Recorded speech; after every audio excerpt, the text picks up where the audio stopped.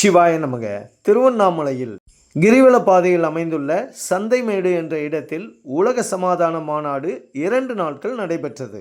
காஞ்சி காமகோடி பீடாதிபதி இந்த மாநாட்டிற்கு தலைமை தாங்கி ஆசி வழங்கினார். வண்ணமய விளக்குகளாலும் வண்ண மலர்களாலும் அலங்கரிக்கப்பட்ட மாநாட்டின் நுழைவாயிலை, அதாவது முகப்பை தான் நாம் இப்பொழுது இங்கே பார்த்து கொண்டு இருக்கிறோம்.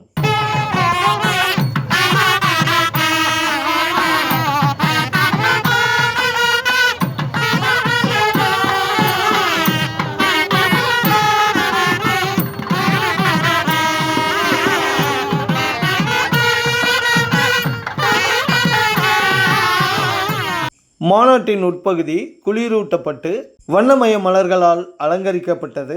மாநாட்டின் அழகை மேலும் மெருகூட்டியது. இந்த மாநாடை பற்றிய முழுமையான காணொளி நம்முடைய ரெங்கா கிருஷ்ணா டிவோஷனல் டூர் சேனலில் பதிவேற்றம் செய்யப்பட்டுள்ளது. சிவாய நமக.